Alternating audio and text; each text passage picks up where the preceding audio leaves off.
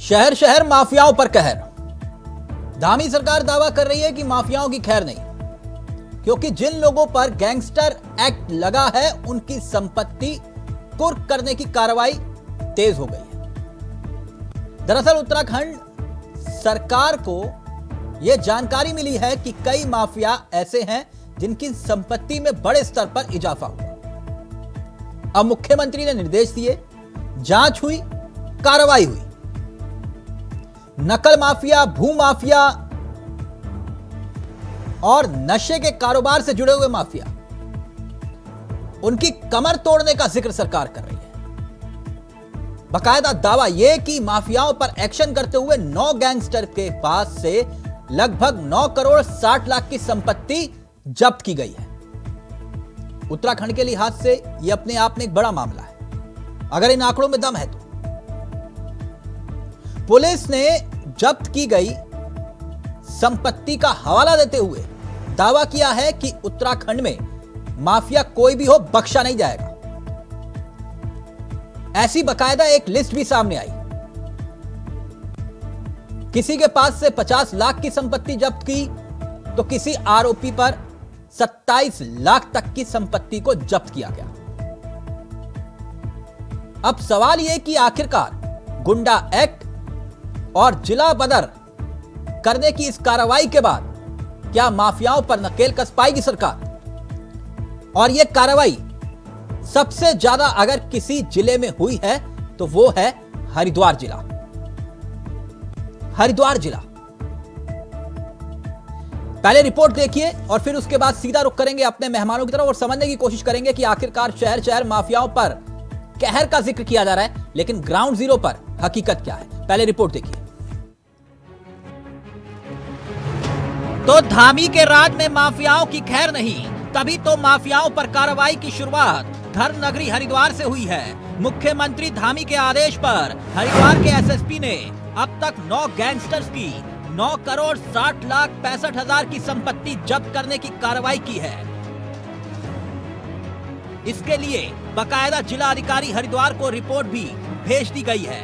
यानी कि साफ है कि धर्म नगरी हरिद्वार में माफियाओं का सफाया करने की शुरुआत हो चुकी है। खबर यह भी है कि कार्रवाई अब उत्तराखंड के अलग अलग जिलों में शुरू की जा रही है। मुख्यमंत्री धामी ने सभी जिला अधिकारियों और एसएसपी को निर्देश दे दिए हैं कि उत्तराखंड में जिन लोगों की संपत्ति में अवैध तरीके से इजाफा हो रहा है उन सभी पर मुकदमे दर्ज किए जाएं, उनके खिलाफ सख्त कार्रवाई की जाए। इस कार्रवाई के तहत उत्तराखंड में नकल माफिया, भू माफिया, नशे के कारोबार से जुड़े हुए तमाम माफियाओं पर शिकंजा कसने की तैयारी हो चुकी है। डिस्ट्रिक्ट लेवल पे हर स्कूल कॉलेज में एक ड्रग्स कमेटी है, डी ड्रग्स कमेटी बनाई है। स्कूल की एडमिनिस्ट्रेशन और पुलिस और डिस्ट्रिक्ट एडमिनिस्ट्रेशन को मिला के उस कमेटियों के तहत से अवेयरनेस का भी कार्रवाई की जा रही है। पुलिस की जानकारी के मुताबिक ये भी पता चला है कि जो जिले उत्तर प्रदेश की सीमा से सटे हुए हैं वहां पर इस तरह की कार्रवाई और तेज की जाएगी। यही वजह है कि हरिद्वार जिले में पुलिस ने इतने बड़े स्तर पर कानून का शिकंजा कसा है। नशे के विरुद्ध जो हमारा ड्रग फ्री देवभूमि अभियान है 2025, उसके तहत हमने भी जो है यहाँ पर जो ऐसे नशा तस्कर जो लगातार नशे में लिप्त थे और अवैध संपत्तियां अर्जित कर रहे थे उन पे कार्रवाई करते हुए हमने 7 ऐसे नशा तस्करों को चिन्हित किया, माफियाओं को जो लगातार निरंतर इसमें लिप्त थे, और उनकी 2 करोड़ 60 लाख की चल और चल संपत्ति को इसमें जो है निरुद्ध करते हुए रिपोर्ट हमने सक्षम अथॉरिटी दिल्ली को प्रेषित कर दी है। इस पूरी कार्रवाई से जैसे नशे में लिप्त हैं जो तस्कर, उनके विरुद्ध जो है कार्रवाई करने से जो है आगे भी भविष्य में इस तरह के जो अपराधों में लिप्त हो रहे हैं उन पर अंकुश लगेगा। साथ ही साथ ऐसे अपराधी जो इससे अवैध संपत्ति को अर्जित करके इसको पेशे के रूप में ले रहे हैं उनको भी एक मैसेज जाएगा। तो ये कार्रवाई अभी आगे भी जारी रहेगी। ऐसे बहुत लोग को भी और भी हरिद्वार पुलिस चिन्हित कर रही है जिन पर कार्रवाई की जाएगी। यहाँ कानून अपना डंडा चला रहा है, वहीं दूसरी तरफ सियासत गरमा रही है। एक तरफ बीजेपी लगातार ये कह रही है कि धामी सरकार में किसी भी माफिया को बख्शा नहीं जाएगा, तो वहीं कांग्रेस ऐसे एक्शन पर सरकार की नीति और नियत पर शक जता रही है। सरकार कहती कुछ है करती कुछ है।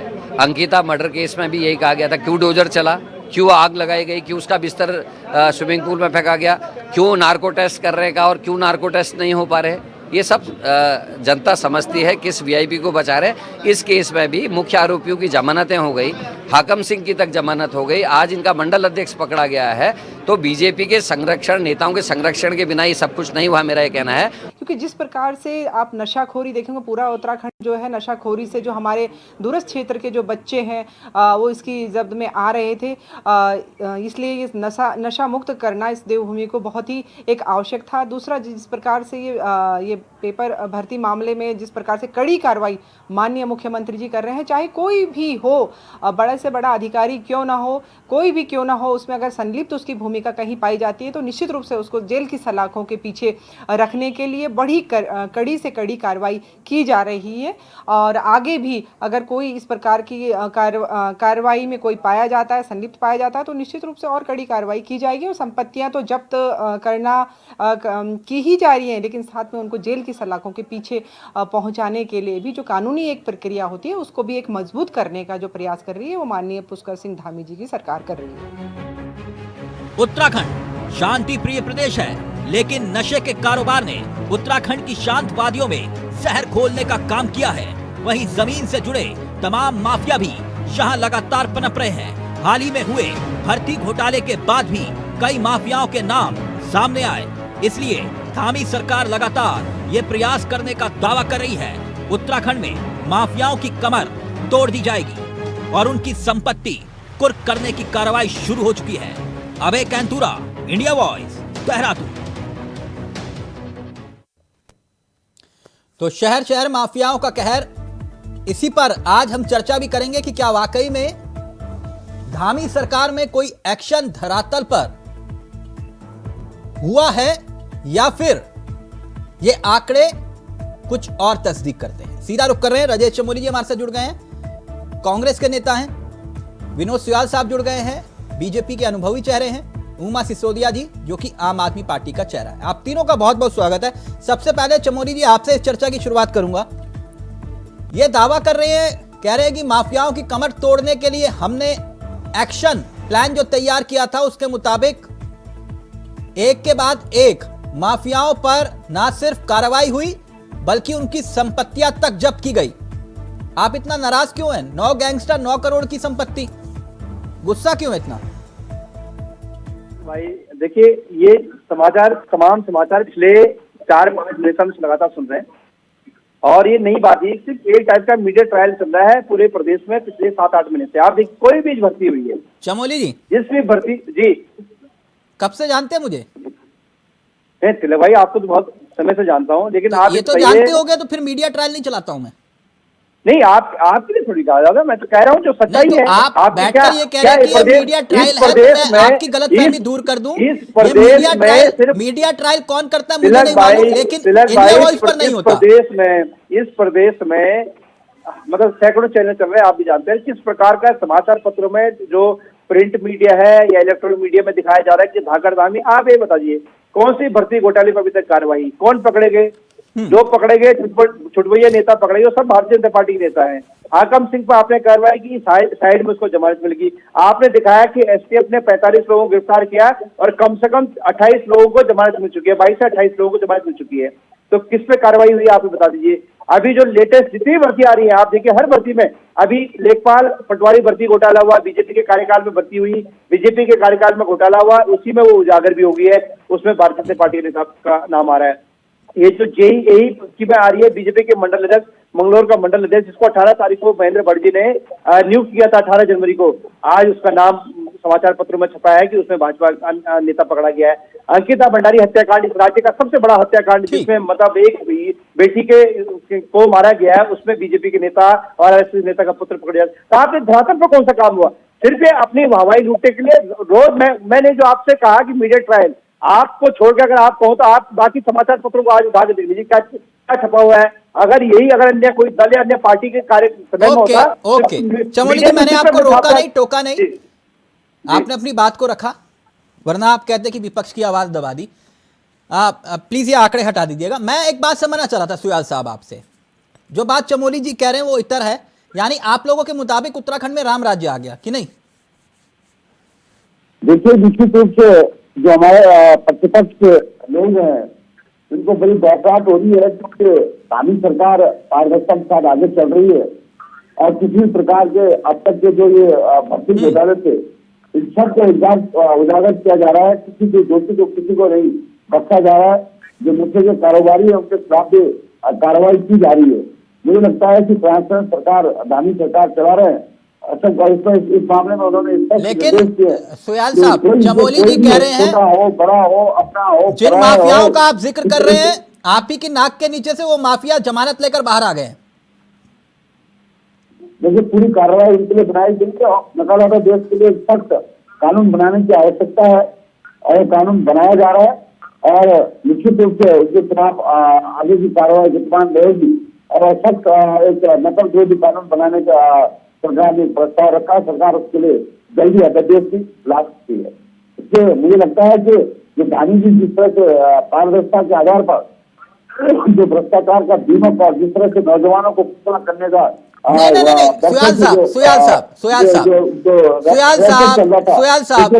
करने का काम नहीं, बहुत अच्छी बात है। 56 घोटाले, 156 घोटाले, 165 घोटाले, ये तमाम घोटालों की लिस्ट बनती चली गई, फाइल बनती गई, आयोग बनते गए हैं। एक सफेद कड़क कुर्ते पजामे वाला कोई जेल में नहीं गया, है ना।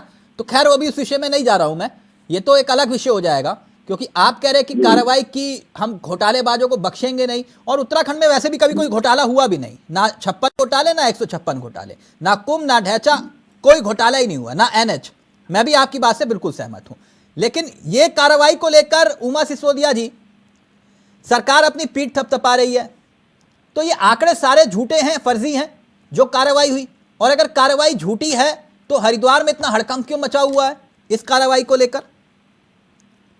देखिए, सरकार ने जो भी कार्रवाई की, अभी मैं आपकी डिबेट से पहले कांग्रेस के प्रवक्ता की बात मैं सुन रही थी, मैं उन्हीं की बात को थोड़ा सा आगे बढ़ाऊंगी कि आपने हाकम सिंह को पकड़ा, बड़ी वाहवाही हुई अखबारों में, मीडिया में, सभी जगह सराहा गया कि भी सरगना पकड़ लिया गया, सरगना पकड़ लिया गया। और मैं नहीं मानती कि वो व्यक्ति सरगना था। सरगना तो उसके ऊपर है जो सफेद पोश आज भी बड़ी बड़ी गाड़ियों में हमारे सचिवालय में और हमारी विधानसभाओं में बैठे हुए हैं, वे हैं सरगना। हम किसी भी छुटभैये नेता को पकड़ लेते हैं, 2-4 दिन के लिए उसको जेल में डाल देते हैं, वो चुपचाप जेल से बाहर निकल के आ जाता है, कहीं कोई खबर नहीं बनती और उसके बाद हम कहते हैं कि हम लोगों ने देखिए भ्रष्टाचार पे अंकुश लगा लिया। सेम उसी तरह की कार्यवाही इस समय यहाँ पर इन भर्ती के जो देखिए आंकड़े की बात, मैं अभी आपने इन्होंने 30 लोग पकड़े, 30 में 30 अंदर डाले, 30 में से 28 बाहर निकल आए, तो अभी भी चलो अंदर क्या सबको फांसी पे चढ़ा दे बिना जांच के? देखिए मेरा कहना ये है कि जांच होनी चाहिए, पूरी जांच होनी चाहिए, लेकिन जो असली मगरमच्छ है उन तक सरकार का हाथ आपको नाराजगी किस बात पर है? ये आरोपियों की, ये अभियुक्तों की संपत्ति जब्त की जा रही है, एक्शन हो रहा है, उस पर नाराजगी है या फिर पूरी कार्रवाई पर? मेरी नाराजगी इस बात पर है कि सिर्फ छुटभैये नेताओं की संपत्ति जब्त करके उनको जेल में 2-4 दिन के लिए डालकर खाना पूर्ति ना की जाए। प्रॉपर जांच होनी चाहिए, सीबीआई जांच होनी चाहिए, तरीके से जांच होनी चाहिए। और बड़े नेता और बड़े मगरमच्छ उमा जी कह रही है, उमा जी समझ गया, उमा जी कह रही है कि कुछ इस टाइप का हो ना, जैसे सत्येंद्र जैन टाइप का, कुछ ऐसा पकड़ के दिखाओ तब माने। कुछ बड़ा नेता हो है, कुछ सत्येंद्र जैन टाइप का, तब समझ में आता है कि हाँ धामी सरकार ने कोई कार्रवाई की है। आप छोटी मोटी मछलियों को पकड़ते हैं और कहते हैं कि देखो कितना बड़ा मगरमच्छ है। वो ये कह रही है, जवाब दीजिए। असल में मुझे लगता है कि प्रतिपक्ष को इस चीज में उनको अच्छा नहीं लग रहा है कि जो भ्रष्टाचारी हैं वो गिरे जा रहे हैं, जो भर्ती घोटाले में पकड़े जा रहे हैं। ये कार्रवाई का मुख्यमंत्री के कहने पर ही जांच कराई गई, इस बार उनके कहने पर ही ये कार्रवाई हुई है। निश्चित रूप से कानून की एक प्रक्रिया है, न्याय की एक प्रक्रिया है, विधि का एक बना हुआ है, कानून बना, उसके आधार पर कार्रवाई होती है, उससे जमानतें भी होती है। इसलिए सरकार अब नकल विरोधी अध्यादेश बहुत सख्त करने जा रही है ताकि उसमें उम्र तक की सजा का प्रोविजन करने का प्रोविजन कर रही है। अब तक की सरकार इससे चेताई नहीं, क्योंकि मुझे लगता है कि उन्हें इस चीज की चिंता नहीं थी, लेकिन धार्मिक सरकार युवाओं के साथ किसी प्रकार का सुलह न हो इसलिए प्रतिबद्ध है और हमारे इसके आगे कार्रवाई की जा रही है। तो सत्य में अब तक इतनी बड़ी कार्रवाई कभी नहीं हुई है। ये लाइव में कमेंट आया है सुयाल जी, लाइव में कमेंट आया है, वो कह रहे हैं 2 शब्द अंकिता को लेकर भी बोल दीजिए। निश्चित रूप से अंकिता को देखिए, उनको तो सब जेल के इलाकाओं के अंदर है और उनको जिस तरह की कार्रवाई कानून के अंदर की जाती है सख्त कार्रवाई की जा रही है। सरकार का पूरा प्रयास। मुझे एक बात बताइए चमोली जी, चमोली जी एक मिनट चमोली जी, एक तरफ जांच हो रही थी, जांच के दरमियान एक ऐसे शख्स का ट्रांसफर होता है जिसको लेकर आप सवाल उठाते हैं, कहते हैं कि नहीं ये अधिकारी अच्छा काम कर रहा था, इसको हरिद्वार भेज दिया गया। ठीक यही कहा था ना आप लोगों ने। अब उसी के ही मतलब पुलिस की कप्तानी में ही हरिद्वार में एक्शन हो रहा है और आप कह रहे हैं कि आंकड़े झूठे हैं। या तो आप उस वक्त सच बोल रहे थे या फिर आज आप सच बोल रहे हैं। हो तो उन्हीं के नेतृत्व में ही रहा ना हरिद्वार में, जिनके नेतृत्व पर आपने कहा कि नहीं ये मोहर है, ये अच्छा काम कर रहे हैं, और आज वो अधिकारी वहां पर हरिद्वार में एक्शन करते हैं तो आप कहते हो कि नहीं ये आंकड़े मजेदार नहीं है। देखिए तिलक भाई, सरकार, मैं बोल रहा हूँ कि सरकार किस प्रकार से हर चीज को मैनिपुलेट कर रही है, अपने हिसाब से कर रही है। आप देखिए, अगर आपको कार्रवाई करने हैं, मैं अधिकारी की बात कर रहा हूँ, उस कप्तान की कप्तानी पर तो आपने ही मोहर लगाई है। या तो उस वक्त बोल देते कि वो कप्तान।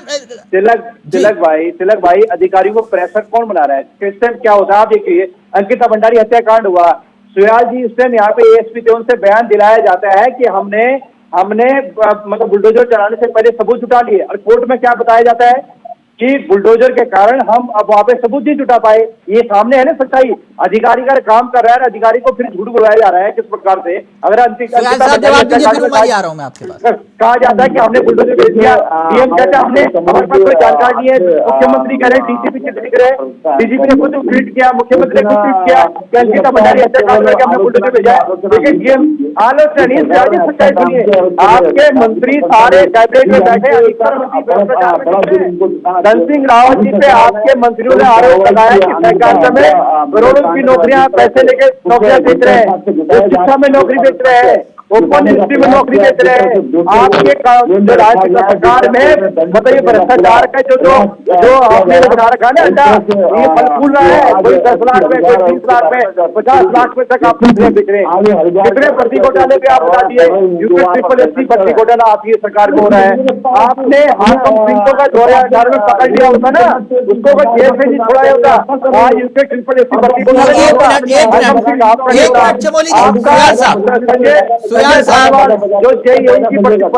भर्ती घोटाले में कोई ऐसा आदमी बता दीजिए आपका नेता ने पकड़ा जा रहा है। चमोली जी एक मिनट। उमा जी जी, वक्फ बोर्ड के अध्यक्ष शराब शम्स जी, जब वो ये कहते हैं कि लक्सर में नक्शे का कारोबार फल फूल रहा है जी, सारे कट्टरपंथी उनके टूट पड़े हैं कि बोले कि तुम एजेंडा चला रहे हो अपना जी। अब एक एसएसपी जो लगातार अपने काम की बदौलत एसआईटी जांच में अपने आप को प्रूफ करते हुए उनका ट्रांसफर हुआ, तब विपक्ष ने कहा कि देखो देखो ये सही जांच कर रहे थे, इनका ट्रांसफर कर दिया। ठीक, ऐसे मसलों पर क्या मनोबल पर असर पड़ता है या नहीं पड़ता? अगर वो नशे के कारोबारी माफिया, नकल माफिया, इस तरह पर कोई अधिकारी अगर कार्रवाई करता है सख्त होकर, तो फिर उसके जज्बे पर भी तो सवाल खड़ा कर रहे हैं आप लोग कि नहीं? देखिए, मैं एसएसपी साहब जो है हमारे अजय सिंह जी, मैं बहुत पहले से उनको जानती हूँ और हमेशा से उनकी छवि एक सख्त प्रशासक की रही है और एक ईमानदार ऑफिसर की रही है। पुलिस के ऊपर हमने कभी उंगली नहीं उठाई है। पुलिस हमेशा, देखिए एसआईटी में भी उन्होंने 30 लोग पकड़े और क्या कहते हैं अजय सिंह जी ने ही उनको जेल के अंदर डाला। एक आंकड़ों का जिक्र कर रहे हैं, वही एसएसपी तो काम कर रहे हैं मैडम, मैं ये कह रहा हूँ। खैर, एसएसपी हरिद्वार हमारे साथ जुड़ गए हैं अजय जी नमस्कार। नमस्कार सर, कैसे हैं आप? सब बढ़िया, सब ऑल वेल। सबसे पहले आपके जज्बे को सलाम, शुक्रिया। और जिस तरह से आप काम कर रहे हैं वो उत्तराखंड के लिए आगे भी मिसाल बनता रहे। लेकिन इस कार्रवाई के बारे में आपसे जानना चाहेंगे, अब तक क्या कुछ एक्शन आपकी निगरानी में हुआ? और हरिद्वार में जो हमने लगातार सुनने में आ रहा था कि यहाँ पर नशे के जो कारोबार है वो फल फूल रहा है, इसकी कमर तोड़ने के लिए अब तक क्या किया आपने? देखिए, मैं स्पष्ट करना चाहूंगा कि माननीय मुख्यमंत्री जी का एक ड्रग फ्री देवभूमि अभियान है, जो 2025 तक का टारगेट सभी जिले के प्रभारियों को है कि इसके विरुद्ध सख्त से सख्त कार्रवाई करें। इसी कड़ी में चूंकि बहुत सारे ऐसे नशा तस्कर हैं जो लगातार इसमें लिप्त रहे और जेल जाते हैं और बाहर निकल के अपने लोगों से नशे की कार्रवाई मतलब बेचते हैं। इसको देखते हुए इसमें इस बार हमने जो है नशा तस्कर जो ऐसे हैं उनकी अवैध संपत्तियों को कुर्क करने की कार्रवाई शुरू करी। अभी प्राथमिक रूप से हमने 6 लोग को उसमें चिन्हित किया था जिनकी करीब 2 करोड़ 60 लाख की संपत्ति अवैध पाई गई थी, जिसको फ्रीज करके फिर हमने सारी रिपोर्ट जो नियमानुसार दिल्ली भेज दी है। इसी तरह अन्य भी जो गैंगस्टर थे, अन्य अपराधों में थे, चाहे नकली दवा बनाने में थे या अन्य अपराधों में थे, ऐसे भी 9 लोग को चिन्हित करके 9 करोड़ 60 लाख की संपत्ति जो है फ्रीज करने के लिए जिलाधिकारी पहुंचे को रिपोर्ट भेज दी। तो ये कार्रवाई बेसिकली इसका पर्पज ये है कि जो इस तरह के अपराधों में लगातार लिप्त है और अवैध संपत्ति अर्जित कर रहे हैं उनको नकेल कसना है, और साथ ही साथ मेन स्ट्रीम में भी लोगों को लाने जोड़ने के लिए एक हम मुहिम चला रहे हैं, जिसमें हम डेली जो है हर सैटरडे को हर वीक में एक चौपाल का आयोजन अभी सभी थाना क्षेत्रों में चाहे देहात और सिटी तक किया जा रहा है, तो जिससे उस मुहिम में लोगों को भी जोड़ा जाए, नशा के विरुद्ध जोड़ा जाए, उनसे शिकायतें प्राप्त की जाए और कार्रवाई की जाए। अजय जी, आपके काम करने का तरीका हमेशा से देखा भी गया कि सरकार कोई भी रहे दबाव में काम नहीं करते आप, बहुत अच्छी बात है। लेकिन एक बात, क्योंकि हाल ही में वक्फ बोर्ड के अध्यक्ष का एक बयान आया था कि नशा का कारोबार जो है वो पिरान कलियर तक पैर फंसा चुका है, क्या इसको लेकर भी कोई एक्शन की तैयारी है आपकी? देखिए, डेफिनेटली कहीं ना कहीं जो देहात क्षेत्र हमारा हो और कुछ ऐसे इलाके हैं जहां पर नशे की प्रवृत्ति ज्यादा बढ़ी है, एक इसका कारण ये भी है कि बहुत सारे टूरिस्ट बाहर से आते हैं, हर वर्ग के लोग आते हैं यहाँ पर, चाहे वो हमारे धार्मिक स्थल हो, जहाँ भी हो, आते रहते हैं। तो एक कारण ये भी इंडस्ट्रियल एरिया हमारा इतना बड़ा है यहाँ का सिडकुल का, जिसमें 2.5 लाख जो है करीब जो बाहर के वर्कर्स है जो काम करते हैं, जो प्रदेश के बाहर के, बाकी स्टेट के भी है। तो जब इतनी बड़ी फ्लो में लोग यहाँ आके रहते हैं और हर तरह के इंडस्ट्रियल बेल्ट भी हो, तीर्थयात्री भी आते हैं, तो हर तरह की शिकायतें इसमें छोटी छोटी आती है।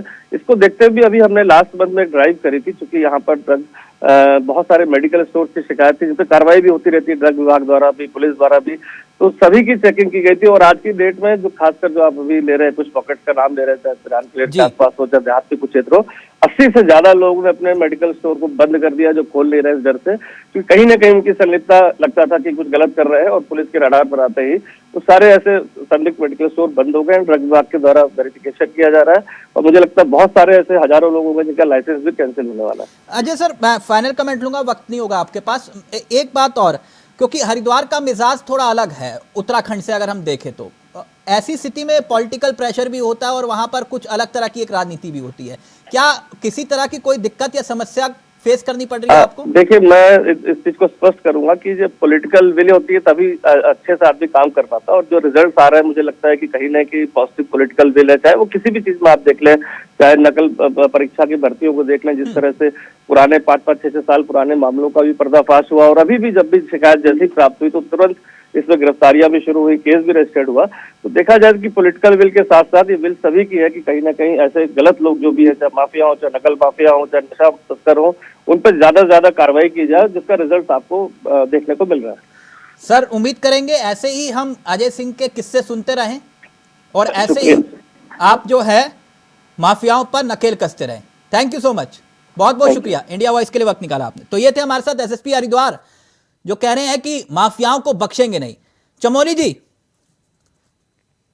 अब मुझे कम से कम आपसे पूरी उम्मीद होगी कि ये मत बोलिएगा कि मैं है एजेंडा कुछ नहीं है इसमें।